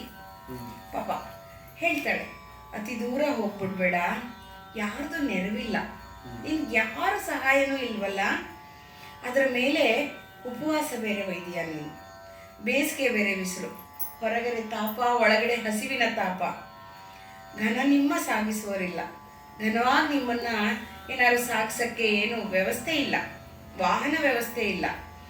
ಶಿವ ನಿಷ್ಕರುಣಿ, ಅವನಿಗೆ ಕರುಣೆ ಕಡಿಮೆ, ಪರೀಕ್ಷೆ ಮಾಡುವಾಗ ಕರುಣೆ ಇರಲ್ಲ, ಎಷ್ಟು ತುಟ್ಟು ತುದಿವರೆಗೂ, ಪ್ರಾಣದ ತುಟ್ಟು ತುದಿವರೆಗೂ ಪರೀಕ್ಷೆ ಮಾಡ್ತಾನೆ, ಅದಕ್ಕೆ ನಿಷ್ಕರುಣಿ. ನಿರ್ಮೋಹಿ, ಮೋಹ ಇಟ್ಕೊಂಡ್ರೆ ಬೇಕಾದವ್ರಿಗೊಂದು ಬೇಡದವ್ರಿಗೊಂದು ಮಾಡ್ಬಿಡ್ತಾರಲ್ಲ, ಆ ಥರದ್ದು ಇಲ್ಲ ಶಿವನಿಗೆ. ಎಲ್ಲರೂ ಒಂದೇ, ರಾಕ್ಷಸರು ಒಂದೇ, ದೇವತೆಗಳು ಒಂದೇ, ತನ್ನ ಭಜಿಸಿದವ್ರಿಗೆ ಅವನು ಕೃಪೆ ಮಾಡೋನು. ನಿರ್ಮೋಹಿ, ಮೇಲೆ ತನ್ನವರೆಂದೊಡೆ ಕೂಗಿಡಿಸಿ ಕಾಡುವನು. ಎಷ್ಟು ಕೂಗಿದ್ರೂ ಕೂಗನ್ನ ದನಿ ಅಡಗಿಸಿ ಮನಸ್ಸಿನ ದನಿಗೆ ಬರೋವರೆಗೂ ಕಾಡ್ತಾನಂತೆ. ಬರೀ ಭಜನೆ ಮಾಡದೆ ಶಿವ ಒಲ್ದ, ಸಾಮವೇದ ಹೇಳದೆ ಶಿವ ಒಲ್ದ, ಇಲ್ಲ, ಅವನಿಗೆ ಮನಸ್ಸಿನ ವೇದ ಬೇಕು, ಆ ಮನಸ್ಸಿನ ಭಕ್ತಿ, ಮನಸ್ಸು ಉಸುರಲ್ಲಿ ಶಿವನನ್ನ ನೆನೆಯಬೇಕು ಅನ್ನೋದು ಈ ಮಾತಿನ ಆಂತರ್ಯ. ಈ ಆಂತರ್ಯವನ್ನ ಕಾಡುವನು, ಅದಕ್ಕೆ ನೀವು ತೆಕ್ಕದಿರಿ, ಹೆದರ್ಕೋಬೇಡಿ, ತಲೆಬಾಗ್ಬೇಡಿ, ಅದೆಲ್ಲ ಮಾಯೆ. ನಿಮ್ಮನ್ನು ಪರೀಕ್ಷೆ ಮಾಡ್ತಾ ಇರ್ತಾನೆ, ಹಿಂಜಿ ನೋಡ್ತಾನೆ, ಕುಟ್ಟಿ ನೋಡ್ತಾನೆ, ಎಲ್ಲವನ್ನ ಮಾಡ್ತಾನೆ. ಹೆದರಬೇಡಿ. ಸೋಮಯ್ಯ ಬರದೇ ಇದ್ರೆ ನಿಮ್ಮ ಜೊತೆ ನೀವು ಬರಬೇಡಿ. ಹೋಗಿಯೇ ಕಳೆ ಹಿಂದೆ, ನೀವು ಹೋಗಿ ನಿಮ್ಮ ಹಿಂದೆ ಕಳೆಯಾಗಿ ನಾ ಬರ್ತೀನಿ, ನಿಮ್ಮ ತೇಜೋರೂಪವಾಗಿ ನಾನು ನಿಮ್ಮ ಹಿಂದೆ ಇರ್ತೀನಿ. ಹೇಗೆ ಲಕ್ಷ್ಮಣನಿಗೆ ಊರ್ಮಿಳಾದೇವಿ ಕಾಡಿಗೆ ಹೋದಾಗ ಅವಳ ತೇಜಸ್ಸನ್ನ ಅವನ ಹಿಂದೆ ಕಾವಲಿಟ್ಟಿರ್ತಾಳಂತೆ. ಅಂದ್ರೆ ಹಸಿವು ನಿದ್ದೆ ಬಾರಾಯಿಕೆಗಳು ಅವನಿಗೆ ತಲುಪದ ಹಾಗೆ ಅವಳು ತಪಸ್ವಿನಿಯಾಗಿ ಅವಳ ಕಳೆಯನ್ನ ಅವನ ಹಿಂದೆ ಕಳಿಸಿರ್ತಾಳಂತೆ. ಇದೆಲ್ಲ ಕವಿಕಲ್ಪನೆಗಳಾದ್ರೂ ಬಹಳ ಅಂದ. ನೀವು ಹೋಗಿ ನನ್ನ ಮನಸ್ಸು ನಿಮ್ಮ ಹಿಂದೆನೇ ಇರುತ್ತೆ ಅಂತೀವಲ್ಲ ನಾವು, ಏನ್ ಮನಸ್ಸಿರುತ್ತೆ ಗೊತ್ತಿಲ್ಲ, ಯಾಕೆ ನಮ್ಗೆ ಅದು ಅನುಭವ ಇಲ್ವಲ್ಲ. ಆ ಥರ ಇಲ್ಲಿ ಅವಳು ಹೇಳ್ತಾ ಇದ್ದಾಳೆ, ನಾನು ನಿಮ್ಮ ಹಿಂದೆನೇ ಇರ್ತೀನಿ, ನೀವು ಹೋದ್ಮೇಲೆ ನಿಮ್ಮ ಹಿಂದೆ ನಾನು ಬರ್ತೀನಿ, ಇಲ್ಲಿ ಹೇಗಿರ್ತೀನಿ ಅನ್ನೋದನ್ನ ಒಂಚೂರು ಕೇಳ್ಬಿಡಿ, ನಾನು ಹಾಗೆ ಇರ್ತೀನಿ ಅಂತ ತಾನೊಂದಷ್ಟು ಶಪಥವನ್ನ ಮಾಡ್ತಾ ಇದ್ದಾಳೆ ಪದ್ಮಾವತಿ. ಎಂದು ಸೋಮಯ್ಯನಂ ಕೊಂಡು ನೀ ಬಪ್ಪೆ, ಬಪ್ಪಂದು ತನಗೆ ಕೊಂಡೊಡೆ ಓಲೆ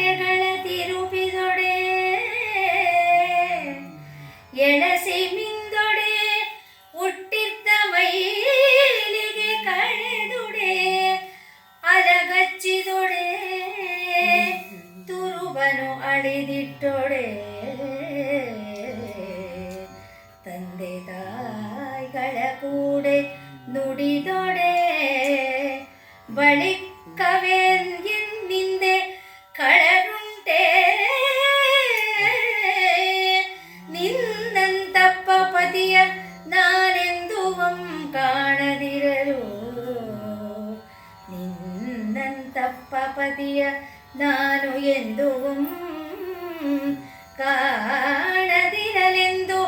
ಆಣೆ ಇಟ್ಟುಕೊಂಡಳು ಜಾಣೆ ಪದ್ಮಾವತಿ.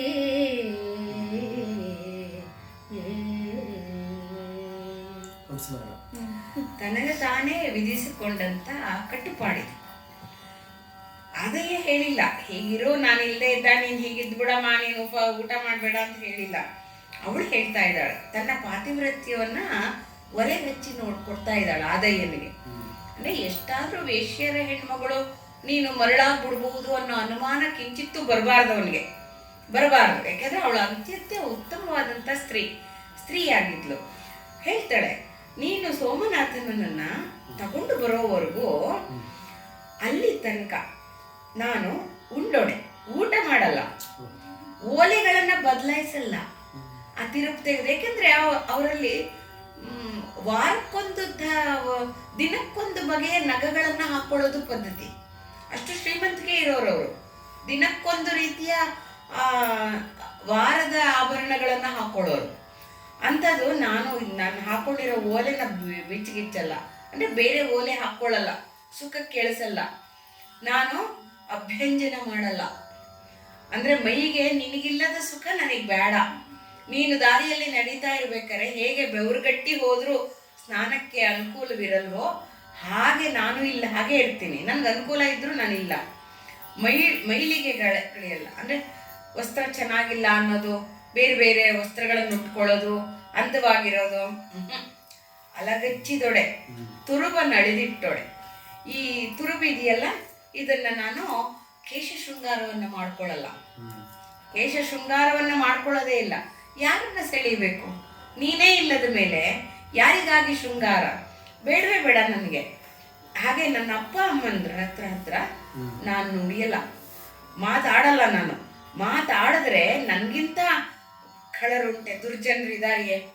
ನಿನ್ನಂಥ ಗಂಡನಿಗೆ ನಾನು ಯಾವತ್ತೂ ನನ್ನಂಥ ಕಾಣದಿರೆ ಈ ಥರ ಗಂಡನ ನಾನು ಎಲ್ಲೂ ಕಾಣಲ್ಲ. ಶಿವನನ್ನ ಕರ್ಕೊಂಡ್ಬರ್ತೀನಿ ಅನ್ನೋಂಥ ಗಂಡನ ಎಲ್ಲಿ ಕಾಣ್ತೀನಿ? ಗಂಡ ನಂತರವೇ ನಂದೆಲ್ಲ, ನನ್ನ ಬದುಕು ಎಂದು ಆಣೆ ಇಟ್ಟುಕೊಂಡಳು ಜಾಣೆ ಪದ್ಮಾವತಿ. ಗುಣವತಿ ಸದ್ಗೃಹಿಣಿ ಅವಳು.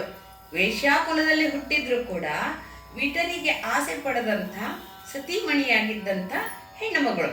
ಅವಳು ಹೇಳ್ತಾಳೆ, ನಾನು ಈ ಥರ ಇರ್ತೀನಿ, ನಿನ್ನಂತಹ ಗಂಡನನ್ನ ಪಡೆದ ಮೇಲೆ ನೀ ಬರೋವರೆಗೂ ನಾನು ಊಟ ಮಾಡೋಕ್ಕಾಗತ್ತೆಯೇ? ಅದಕ್ಕಿನ್ನ ದುಷ್ಟತನ ಇನ್ನೊಂದಿದೆಯೇ? ನೀನು ಊಟ ಮಾಡದೆ ಹೋಗ್ತಾ ಇದೆಯಾ? ನಾನು ಊಟ ಮಾಡೋದು ಹೇಗೆ? ನಿನ್ನನ್ನ ಈ ರೀತಿಯಾಗಿ ಕಷ್ಟಕ್ಕೆ ತಳ್ಳಿದಂಥ ಅಪ್ಪ ಅಮ್ಮಂದ್ರು ಕೂಡ ನಾನು ಮಾತನಾಡೋದುಂಟೆ. ಮಾತಾಡಬಹುದೇ? ನಾನು ಆಡಿದ್ರೆ ಅದು ಸರಿ ಹೋಗತ್ತೆಯೇ? ಖಂಡಿತ ಇಲ್ಲ, ನಾನು ಮಾತಾಡಲ್ಲ ಅಂತ ಹೇಳಿ ಜಾಣೆ ಹೇಳ್ತಿದ್ದಾಳೆ. ಮುಂದೆ ಹೇಗೆ ಕಳಿಸ್ಕೊಟ್ಲು ಅನ್ನೋದು ಬರುತ್ತೆ ನೋಡಿ. ನಿಲಹಾಸವಿರದೆ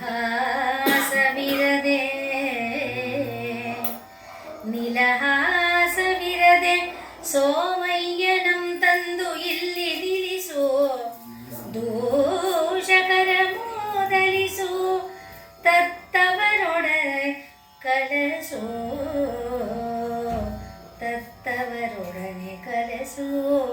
ಶಿವ ಸಮಯವಂ ಗೆಲಿಸು, ಭಕ್ತಿಯನ್ನು ಗಿಳೆಗೆ ಕಲಿಸು, ಪುಣ್ಯಕ್ಕೆ ಎಂದನು ಸಲಿಸು, ಮುಕ್ತಂಗನೆಯನ್ನು ಒಲಿಸು,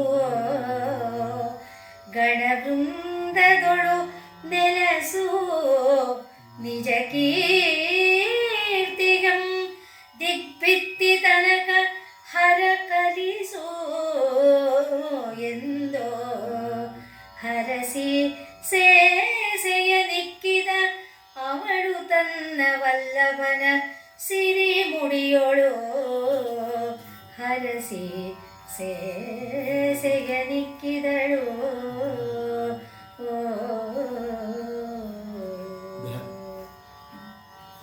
ಎಲ್ಲಿ ನೀನು ನಗುತ್ತಾ ಎಲ್ಲೂ ನಿಂತುಕೊಳ್ಳದಿರೋ ಸೋಮಯ್ಯನ ಕರ್ಕೊಂಡ್ಬಂದ್ಬಿಡು, ಸೋಮನಾಥನನ್ನ ಕರ್ಕೊಂಡು ಬಂದೇ ಬಿಡು. ದೂಷಣೆ ಮಾಡಿದಾರಲ್ಲ ಇವನ್ನೆಲ್ಲ ಮೂದಲ್ಸು.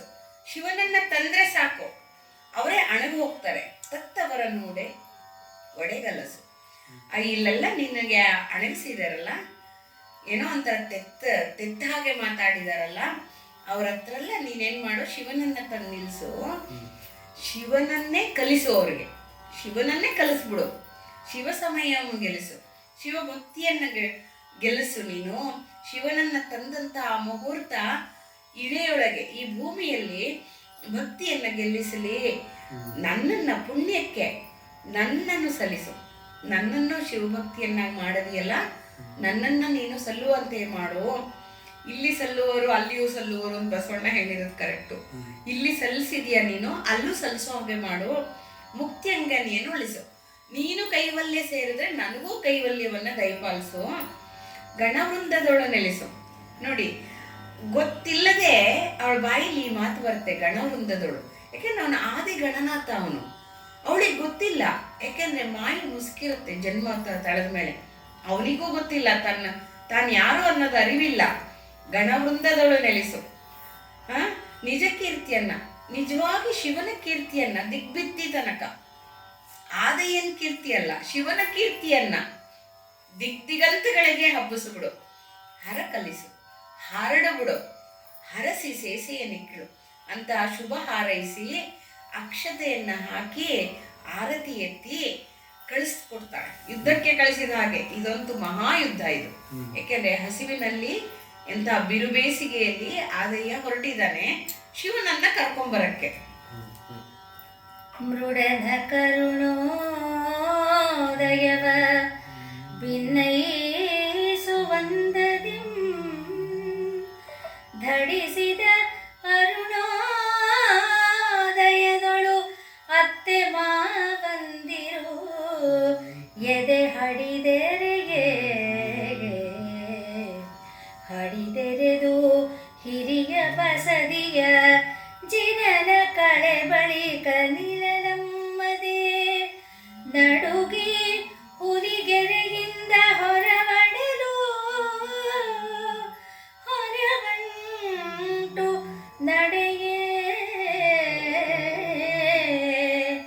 ನಡೆದು ಆದಯ್ಯನ ಅಖಿಲ ಪರಿವಾರ ಬಳಿ ಬಿಡಿದು ಬಳಲುತ್ತ ಅಳಲುತ್ತ ಉಮ್ಮಳಿಸುತ್ತ ತಲಿರಲು ಅವರಿಗೆ ಇಂತೆಂದರು. ಆ ಬೆಳಗು ಹೇಗಾಯಿತು ಅಂದರೆ, ಮೃಡನ ಕರುಣೋದಯವಾದ ಹಾಗೆ ಸೂರ್ಯ ಬಂದನಂತೆ. ಅಂದರೆ ಕತ್ತಲ್ಲಿ ಹೊರಟಿಲ್ಲ ಆದಯ್ಯ, ಮುಂಜಾನೆ ಸೂರ್ಯನ ಅರುಣೋದಯದತ್ತ. ಅವರ ಅತ್ತೆ ಮಾವಂದಿರ ಹಡಿದು ಅಂದ್ರೆ ಬಾಗ್ಲು, ಎದೆಯ ಹಡಿದೆರೆ, ಎದೆಯ ಬಾಗ್ಲು ತೆರೆಯೋ ಹಾಗೆ. ನಾವು ಎಂತ ಕೆಲಸ ಮಾಡಿದ್ವಿ ಅಂತಲಾರು ಅನ್ಕೋಬೇಕಲ್ಲ ಅವರು.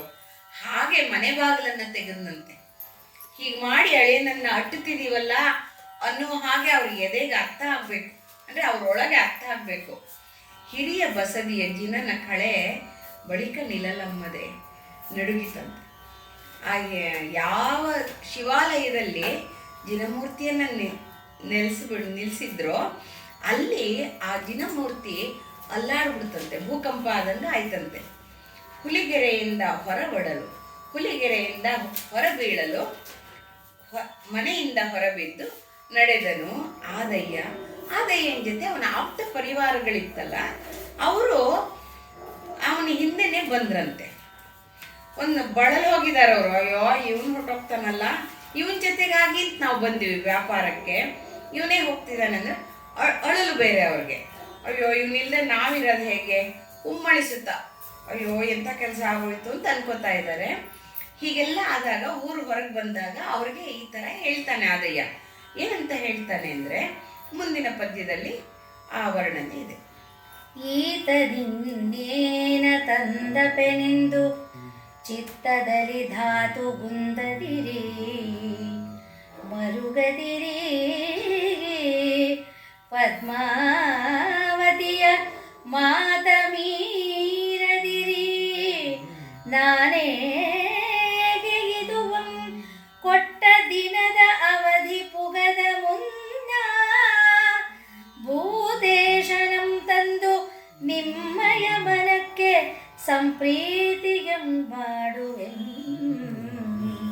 ಹೋಗಿ ಮನೆಗೆ ಎಂದು ದುರ್ನೀತಿ ದೂರಂ ಕಳುಪಲು ಅವರೆಲ್ಲ ಬಂದು ಒಡತಿಗಂ ಸಾರ್ದು ಕೊಳ್ಳಿದ್ದರು.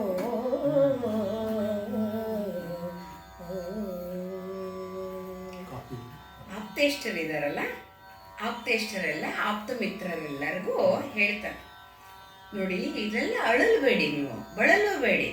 ಇವನೇನ್ ತಂದು ಬಿಡ್ತಾನೆ, ಶಿವನ್ ಹೆಂಗ್ ತಂದು ಬಿಡ್ತಾನೆ ಅಂತ ಚಿತ್ತದಲ್ಲಿ ಧೃತಿಗೆಡದಿರಿ. ಆ ಧೈರ್ಯವನ್ನ ಕಳ್ಕೊಳ್ದೇ ಇರಿ, ಮರುಗಬೇಡಿ. ಅಯ್ಯೋ ಅಯ್ಯೋ ಅಂತ ಅಯ್ಯೋ ಪಾಪ ಅಂತ ಅನ್ಬೇಡಿ. ನೀವು ಪದ್ಮಾವತಿಯ ಮಾತನ್ನು ಮೀರಬೇಡಿ. ಪಾಪ ಆಕೆ ನನಗೋಸ್ಕರ ಇಷ್ಟೊಂದು ಕಷ್ಟಪಡ್ತೀಯಾಳೆ, ಅವಳ ಮಾತನ್ನು ಮೀರಬೇಡಿ ನೀವು. ನಾನು ಹೇಗೆ ಇದು, ನಾನು ಇದನ್ನು ಹೇಗುತ್ತೀನಿ, ನಾನು ನಿಭಾಯಿಸ್ತೀನಿ ಅಂತ ಅರ್ಥ. ನಾನು ಇದನ್ನು ನಿಭಾಯಿಸ್ತೀನಿ. ಕೊಟ್ಟ ಅವಧಿ ಮುಗಿಯೋ ಮುನ್ನವೇ ಶಿವನನ್ನ, ಭೂತೇಶನನ್ನ, ಭೂತನಾಥನನ್ನ, ಭೂತಗಣಗಳ ಅಧಿನಾಯಕನಾದಂಥ ಈಶ್ವರನನ್ನ, ಯಾವ ಜೀವಗಳು ದೇಹವನ್ನ ಬಿಟ್ಟು ಪ್ರೇತಾತ್ಮಗಳಾಗಿದ್ದಾವೋ ಅವುಗಳಿಗೆಲ್ಲ ಶಿವ ಆಶ್ರಯ ಕೊಡ್ತಾನಂತೆ. ಅದಕ್ಕೆ ಅದು ರುದ್ರಭೂಮಿ. ರುದ್ರಭೂಮಿಯಲ್ಲಿ ದೇಹ ಕಳ್ಕೊಂಡವ್ರ ಬೂದಿ ಶಿವನ ಮೈ ಮೇಲೆ ಆ ಸೂಕ್ಷ್ಮ ಆತ್ಮಗಳು ಶಿವನ ಭೂತಗಣಗಳಲ್ಲಿ ಸೇರಿ ಹೋಗುತ್ತೆ ಅಂತ ಹೇಳ್ತಾರೆ. ತಂದು ನಿಮ್ಮಯ ಮನಕ್ಕೆ ಸಂಪ್ರೀತಿಯನ್ನುಂಟು ಮಾಡ್ತೀನಿ, ಶಿವನ ಕರ್ಕೊಂಬಂದು ಸಂಪ್ರೀತಿಯನ್ನ ಮಾಡ್ತೀನಿ. ಹೋಗಿ ಮನೆಗೆ ಹೋಗಿ ನೀವು.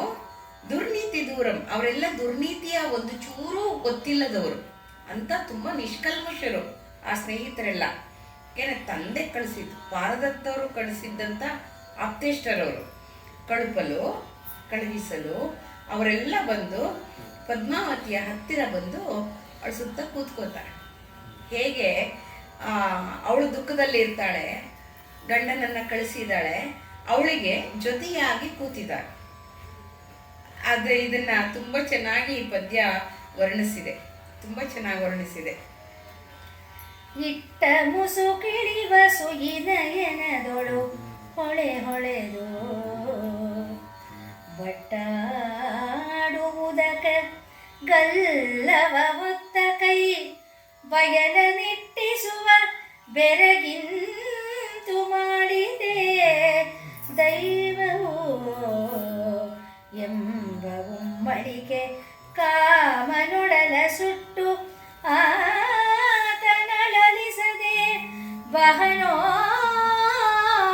ಬಾರನೋ ಎಂದು ನಟ್ಟು ಚಿಂತಿಸುವ ಚಿತ್ತದೊಳು ಆಗಳು ಓಲಗಂಗೊಟ್ಟು ಪದ್ಮಾವತಿ ದೇವಿಗಿದ್ದಳು ತುಗುಡ ಸರದಿಯೊಳು ಮುಳುಗಾಡುತ್ತೆ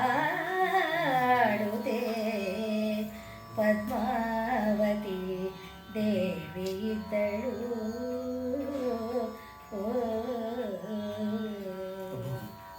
ಪದ್ಮಾವತಿಯ ಮನಸ್ಥಿತಿಯನ್ನ ಅದ್ಭುತವಾಗಿ ಈ ಪದ್ಯ ವರ್ಣಿಸಿದೆ. ಮುಸಿಕಿಳುವ ಸುಯಿ ಅಂದ್ರೆ ಅವಳು ತಲೆ ಮೇಲೆ ಸೆರಗ ಹಾಕೊಂಡಿದ್ದಾಳೆ ಅನ್ಸುತ್ತೆ. ಅಲ್ಲಿಂದ ಉಸಿರು ಬರ್ತಾ ಇದೆ, ನಿಟ್ಟುಸಿರು ಬಿಡ್ತಾ ಇದ್ದಾಳೆ ಪಾಪ. ನಯನದೊಳು ಹೊಳೆದು ನಯನ ಅದರಲ್ಲಿ ಹೊಳಿತಾ ಇದೆ, ಕಣ್ಣೀರಿಂದ ಹೊಳೆದು ಈಚೆ ಬರ್ತಾ ಇದೆ ಕಣ್ಣೀರು. ಬಟ್ಟಾಡುವ ಉದಕ, ಆ ಕಣ್ಣೀರಿಂದ ಬಂದಂತ ಉದಕ ಕಣ್ಣೀರು ಗಲ್ಲಕ್ಕೆ ಬರ್ತಾ ಇದೆ. ಗಲ್ಲಕ್ಕೆ ಕೈ ಕೊಟ್ಕೊಂಡು ಕೂತಿದ್ದಾಳೆ. ಗಲ್ಲಕ್ಕೆ ಕೈ ಕೊಟ್ಕೊಂಡು ಕೂತಿದ್ದಾಳಲ್ಲ, ಅವಳು ಕಣ್ಣೀರು ಆ ಕೈ ಮೇಲೆಲ್ಲ ಹರಿತಾ ಇದೆ. ಎದುರಿಗಿರೋ ಬಯಲನ್ನ ದಿಟ್ಟಿಸ್ ನೋಡ್ತಾ ಇದ್ದಾಳೆ. ಬೆರಗಾಗಿದೆ ಅವಳಿಗೆ. ಇಷ್ಟು ದೈವ ಇಷ್ಟು ಮಾಡ್ಬಿಡುತ್ತಲ್ಲ ಅನ್ನೋಂಥ ಉಮ್ಮಳಿಕೆ ಬರ್ತಾ ಇದೆ. ಉಮ್ಮಳಿಕೆ ಅಂದ್ರೆ ಪದೇ ಪದೇ ಅನ್ಕೊಳ್ಳೋದು, ಹೀಗೆ ಮಾಡ್ಬಿಡ್ತೆ ದೈವ. ಅಯ್ಯೋ ಅವ್ರೊಂಚೂರು ಊಟ ಮಾಡ್ಕೊಂಡು ಹೋಗಿದ್ರೆ ಇದು ಯಾವುದೂ ಆಗ್ತಾ ಇರ್ಲಿಲ್ವಲ್ಲ ಅಂತ. ಕಾಮ ನೋಡಲ್ಲ ಸುಟ್ಟಾತ ಶಿವ, ಕಾಮನ್ನ ಸುಟ್ಟಾತ ಶಿವ ಇದಾನಲ್ಲ, ಆತನನ್ನ ಅಳಲಿಸದೆ, ಅಂದ್ರೆ ತನ್ನ ಗಂಡನನ್ನ ಅಳಲಿಸದೆ ಗೋಳಾಡಿಸ್ದಿರ ಬಹುವನೋ ಬಾರನೋ, ಬರ್ತಾನೋ ಬರಲ್ವೋ ಎಂದು ನೆಟ್ಟು ಚಿಂತಿಸುವ, ಪದೇ ಪದೇ ಚಿಂತಿಸ್ತಾ ಇದ್ದಾಳೆ. ಏನ್ ಮಾಡ್ತಾನೋ ಶಿವ, ಶಿವಧ್ಯಾನವೇ ಆಗೋಗಿದೆ. ಏನ್ ಮಾಡ್ತಾನೋ ಶಿವ, ಏನ್ ಮಾಡ್ತಾನೋ ಶಿವ, ಏನ್ ಮಾಡ್ತಾನೋ ಶಿವ ಅನ್ನೋದ್ರಲ್ಲಿ ಶಿವ ಧ್ಯಾನ ಆಗ್ತಾ ಇದೆ ಅವಳಿಗೆ ಗೊತ್ತಾಗದ ರೀತಿಯಲ್ಲಿ ಚಿತ್ತವನ್ನ ಶಿವ ಸೆಳೆದು ಇಟ್ಕೊಂಡಿದ್ದಾನೆ. ತಪಸ್ ಮಾಡಿಸ್ಬೇಕಲ್ಲ, ಕೈವಲ್ಯ ಸುಲಭವಾಗಿ ಸಿಕ್ಕುವುದಲ್ವಲ್ಲ. ಹಾಗೆ ಈ ಚಿಂತೆಗಳೇ ಒಂದು ಓಲಗ ಮಾಡ್ಕೊಂಬಿಟ್ಟಿದೆ ಅವಳ ಮನಸ್ಸಿನಲ್ಲಿ. ದರ್ಬಾರ್ ನಡೆಸ್ತಾ ಇದೆ, ಚಿಂತೆಯದೇ ದರ್ಬಾರು. ಎಲ್ಲ ರೀತಿಯ ಭಾವನೆಗಳು ಅವಳ ತುಮುಲಗಳು ಆಡ್ತಾ ಇದೆ. ಪದ್ಮಾವತಿ ದೇವಿ ಇದ್ದಳು, ಈ ತರ ಇದ್ಲು. ದುಗುಡವನ್ನ ಸರದಿ ಪ್ರಕಾರ ಮುಳುಗಿ ಹೇಳ್ತಿದ್ಲಂತೆ. ಗಂಡ ಹೋಗಿದ್ದಾರೆ ಅನ್ನೋ ಒಂದು ದುಗುಡ, ಶಿವ ಬರ್ತಾನೋ ಇಲ್ವೋ ಅಂತ ಒಂದು ದುಗುಡ, ಅವ್ನಿಗೇನು ತೊಂದರೆ ಆಗುತ್ತೋ ಅಂತ ಒಂದು ದುಗುಡ, ಮತ್ತೆ ಶಿವ ನಿರ್ಮೋಹಿ ಅನ್ನೋದು ಒಂದು ದುಗುಡ. ಹೀಗೆ ದುಗುಡಗಳಲ್ಲಿ ಒಂದಾದ್ಮೇಲೆ ಒಂದು ದುಗುಡ ಮತ್ತೆ ಮತ್ತೆ ಬರ್ತಾ ಇತ್ತು. ಅದ್ರಲ್ಲಿ ಮುಳುಗಿ ಅವಳ ಮನಸ್ಸು ಮಿಂದೆ ಹೇಳ್ತಾ ಇತ್ತು ಅನ್ನೋದು ಬರಿತಾ ಇದ್ದಾರೆ. ಈ ಪದ್ಯ ಹೇಳುತ್ತೆ. ನೆರೆದ ಮಾಗಿಯ ಕೋಗಿಲೆಯ ತೆರದಿ ಮೌನಗೊಂಡು ಇರುಳು ತಾವರೆಯಂತೆ ಮೊಗ ಕಂದಿ ಬೇಸಗೆಯ ಮರದಂತೆ ತೊಡಿಗೆಗಳೆಳೆದು ಉದಯದ ಚಕೋರಿಯಂತೆ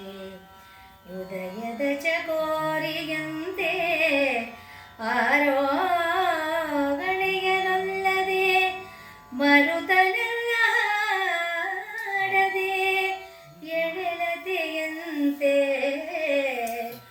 ಉಸುರು ಮಿಡುಕದಿರದೆ ಹುಡು ಬಿಟ್ಟ ಹುಟ್ಟಿಯ ತೆರೆದೊಳು ಇಂಪಾರೆ ತರುಣಿ ವಲ್ಲಭನ ಚಿಂತಾಲಗ್ನ ಭಗ್ನಮತಿಯಾಗಿದ್ದಳು. ಒಗಳ್ವೆನೋ. ಪದ್ಮಾವತಿಯ ಸಾಧ್ವಿತನದ ವರ್ಣನೆಯನ್ನ ಈ ಪದ್ಯ ಮಾಡುತ್ತೆ. ಹೇಗೆ ಮಾಗಿ ಕಾಲದಲ್ಲಿ ಕೋಗಿಲೆ ಸುಮ್ಮನಾಗ್ಬಿಡುತ್ತೋ, ಅದಕ್ಕೆ ವಸಂತ ಮಾಸವಲ್ಲದೆ ಮತ್ತೆ ಉತ್ಸಾಹ ಇರಲ್ಲ ಕೂಗ್ಲಿಕ್ಕೆ, ಹಾಗೆ ಸುಮ್ಮನಾಗುತ್ತಾ ಹಾಗೆ ಸುಮ್ಮನಾಗಿದ್ದಾಳಂತೆ. ಎಂಥ ಸಂಗೀತಗಾರ್ತಿ, ಎಂಥ ನೃತ್ಯಗಾರ್ತಿ ಅವಳು, ಎಂಥ ವಿದ್ಯಾವತಿ. ಸಂಸ್ಕೃತವನ್ನೆಲ್ಲ ಅಭ್ಯಾಸ ಮಾಡಿದವಳು. ಅದೆಲ್ಲವನ್ನು ಬಿಟ್ಟುಬಿಟ್ಟಿದ್ದಾಳೆ, ಮೌನವಾಗಿಬಿಟ್ಟಿದ್ದಾಳೆ.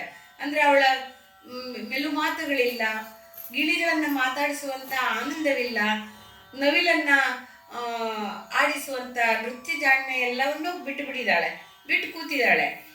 ಮೌನಗೊಂಡ ಇರುಳು ತಾವರೆಯಂತೆ. ಇರುಳಿನಲ್ಲಿ ತಾವರೆ ಹೇಗೆ ಮೊಗ್ಗಾಗಿ ಮೌನವಾಗ್ಬಿಡುತ್ತೋ, ಅರಳಿ ನರಳನಳಿಸುವುದಿಲ್ಲವೋ ಹಾಗೆ ಅವಳು ಮೊಗ ಕಂದಿ ಹೋಗಿದೆಯಂತೆ. ಬೇಸಿಗೆಯ ಮರನಂತೆ, ಮರ ಎಲ್ಲ ಎಲೆ ಉದುರಿ ಬೋಳಾಗಿರುತ್ತಲ್ಲ, ಆ ಥರ ಅವಳು ಉಡುಗೆ ತೊಡುಗೆಗಳೆಲ್ಲ ಏನೋ ಕಾಟಾಚಾರಕ್ಕೆ ಏನಿರ್ಬೇಕೋ ಅಷ್ಟು ಮಾತ್ರ ಇದೆ ಅಷ್ಟೇ ಹೊರತು, ಚಕೋರಿಯಂತೆ. ಚಕೋರ ಪಕ್ಷಿಗಳು ಬೆಳದಿಂಗಳನ್ನೇ ಊಟ ಮಾಡೋದು, ಪಾನ ಮಾಡೋದು ಅಂತಾರಲ್ಲ, ಹಾಗೆ ಇವಳು ಬೆಳದಿಂಗಳಿಗೆ ಅದಯ್ಯ ಅನ್ನೋ ಬೆಳದಿಂಗಳಿಗೆ ಕಾಯ್ತಾ ಇರುವಂತ ಚಕೋರಿಯ ರೀತಿಯಲ್ಲಿ ಊಟವನ್ನು ಅಲ್ಲದೆ ಮರುತನ್ನ ಅಲ್ಲಾಡದ ಎಳೆಲತೆಯಂತೆ. ಎಷ್ಟು ಗಾಳಿ ಬಂದರೂ ಅಲ್ಲಾಡದೆ ಇರುವಂತ ಲತೆ ಹಂಗೆ ಉಸಿರು ಮಿಡಕದಿರದೆ. ಜಾಸ್ತಿ ಉಸಿರು ಆಡ್ತಿಲ್ಲ ಅವಳು, ಮೆತ್ತ ಉಸಿರಾಡ್ತಿದ್ದಾಳೆ. ಅವಳಿಗೆ ನಿಟ್ಟುಸಿರೇ ಜಾಸ್ತಿ ಬರ್ತಾ ಇದೆ. ಅಯ್ಯೋ ಹೀಗಾಯ್ತಲ್ಲ ಅಂತ ಹೇಳಿ ಹುಳು ಬಿಟ್ಟ ಹಟ್ಟಿಯ ತೆರೆದೋಳು.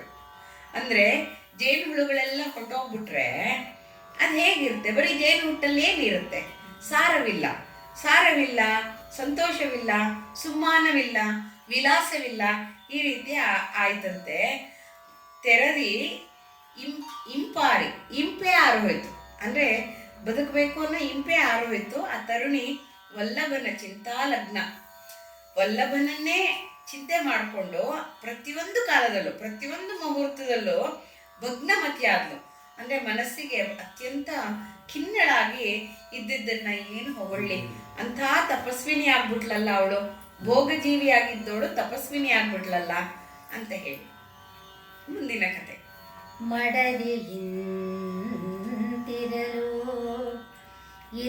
ಇತ್ತಲಾದಯ್ಯನು ಅತಿ ಬೇಗ ಮೃಡನ ತಪ್ಪ ವೇಷಮನನಾಗಿ ತೂರ್ಯ ಮನವು ಎಡೆಗೊಂಡು ಬೆಳೆದ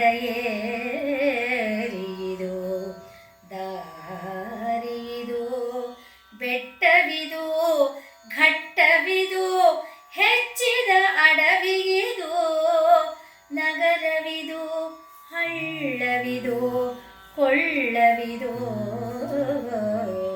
ಗಿಡವಿದೊದವಿದ ಮರನಿದು ಎಂಬುದರಿಯದೆ ದೈವ ನಡೆಸಿದಂದದಿ ವಾಯುವೇಗದಿಂ ನಡೆದು ಬಂದು ಆ ಅರಣ್ಯಮಂ ಹೊಕ್ಕನೋ ಆದಯ್ಯನೋ.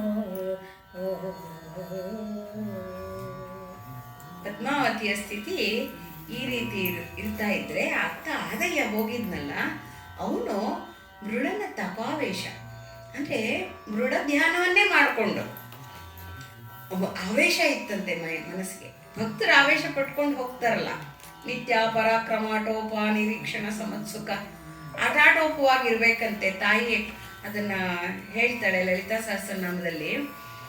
ನಿತ್ಯವೂ ಹೊಸ ದಿನವಂತೆ ಸ್ವಾಗತ ಮಾಡ್ಕೋಬೇಕು, ಹೊಸ ಉತ್ಸಾಹದಿಂದ ಮೇಲೆ ಏಳಬೇಕು, ಗೋಳಾಡಬಾರ್ದು ಅನ್ನೋದನ್ನ ನಿರೀಕ್ಷೆ ಮಾಡ್ತಾಳಂತೆ ತಾಯಿ ಪ್ರತಿಯೊಂದು ಜೀವದಲ್ಲೂ.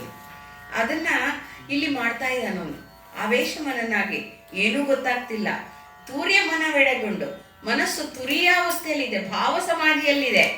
ಹಾಗಾಗಿ ಬೆಳೆದೇರಿ ಇದು, ಅಯ್ಯೋ ಇದು ಮೇಲೆ ಹತ್ತಬೇಕು, ಇದು ಕೆಳಗಿಳಿಬೇಕು, ಬೆಟ್ಟ ಇದು, ಘಟ್ಟ ಇದು, ಇದು ದಟ್ಟಾರಣ್ಯ ಆಗ್ಬಿಟ್ಟಿದೆ, ಇದು ನಗರ, ಇದು ಹಳ್ಳವಿದು, ಹಳ್ಳ ಇದು ಗಿಡ, ಇದು ಗಿಡನ ಎಡುವುದೇ ನಾನು, ಏನು ಗೊತ್ತಾಗ್ತಿಲ್ಲ, ಮರ ಇದು ಯಾವುದು ಗೊತ್ತಾಗ್ದಂಗೆ ಭಾವ ಸಮಾಧಿಯಲ್ಲಿ ದೈವ ನಡೆಸಿದ ದಾರಿಯಲ್ಲಿ ವಾಯುವೇಗದಿಂದ ಹೋಗ್ತಾ ಇದ್ದಾನವನು. ಬಿಸಿಲು ಗೊತ್ತಾಗ್ತಿಲ್ಲ, ನೆರಳು ಗೊತ್ತಾಗ್ತಿಲ್ಲ, ಏನೋ ತನ್ನ ದೇಹದ ಅರಿವನ್ನ ಕಳ್ಕೊಂಡಿದ್ದಾನೆ. ಬಂದು ವಿಂಧ್ಯಾರಣ್ಯವನ್ನ ಹೋಗ್ತಾನೆ. ಯಾಕೆಂದ್ರೆ ಹಿಂದಿನ ಕಾಲದಲ್ಲೆಲ್ಲ ಊರಾದ್ಮೇಲೆ ಅರಣ್ಯಗಳಿರ್ತಿತ್ತು. ಅದರಲ್ಲೂ ನಮ್ಮ ದಕ್ಷಿಣದ ಕಡೆ ಅಂತೂ ದಟ್ಟಾರಣ್ಯಗಳು, ಚಂದನದ ಸ್ಯಾಂಡ್ಲ್ವುಡ್ ಅಂತ ಅದಕ್ಕೆ ಕರೆಯೋದು. ತುಂಬಾ ಚಂದನದ ಗಿಡಗಳಿತ್ತು, ಎಲ್ಲ ಇತ್ತು, ಅಂತ ಅರಣ್ಯಗಳೇ ಇತ್ತು. ಇವನು ಹುಲಿಗೆರೆಗೆ ಸೌರಾಷ್ಟ್ರಕ್ಕೆ ಹೋಗ್ಬೇಕಾರೆ ಬರ್ತಾನು ಅರಣ್ಯವನ್ನ ಹಾದ್ಕೊಂಡೇ ಬಂದಿದ್ದ, ಹೋಗ್ತಾನು ಅರಣ್ಯವನ್ನ ಹಾದ್ಕೊಂಡೇ ಹೋಗ್ಬೇಕಾಗತ್ತೆ. ಹಾಗೆ ಬಂದು ದಟ್ಟಾರಣ್ಯವನ್ನ ಹೊಕ್ಬಿಟ್ಟಿದ್ದಾನೆ ಆದಯ್ಯ. ಇಲ್ಲಿಗೆ ದ್ವಿತೀಯ ಸ್ಥಳ ಮುಕ್ತಾಯವಾಗುತ್ತದೆ. ನುತಕಾಯ ಜಿತಮಾಯ ಪುರಮಥನವರ ಕಥನ ಧೃತ ಸೋಮಗತ ಕಾಮ ಚಿರಲಿಂಗ ವರಸಂಗ ಶ್ರುತಿ ದೂರಮತಿಸಾರ ಗಿರಿಜೇಶ ಸ್ಮರನಾಶ ದುರಿತಹರ ಕರುಣಾಕರ ಪ್ರತಿರಹಿತ ಗತಿನಿಹಿತ ಶರಣ ಜಯ ಭರಣ ಜಯ ವಿತತ ಗಣ ಚತುರಗಣ ಸುರರಾಜ ವರತೇಜ ಸಿಟಿಗಳನೆ ಅತಿ ಬಳನೆ ಶರಣಾಗೋ ಶರಣಾಗೋ ಗುರುಮೂರ್ತಿ ಪುಲಿಗೆರೆಯ ಸೋಮೇಶ್ವರ ಪುಲಿಗೆರೆಯ ಸೋಮೇಶ್ವರ ಕರಚರಣ ಕೃತಂ ವಾ ಕಾಯಜಂ ಕರ್ಮಜಂ ವಾ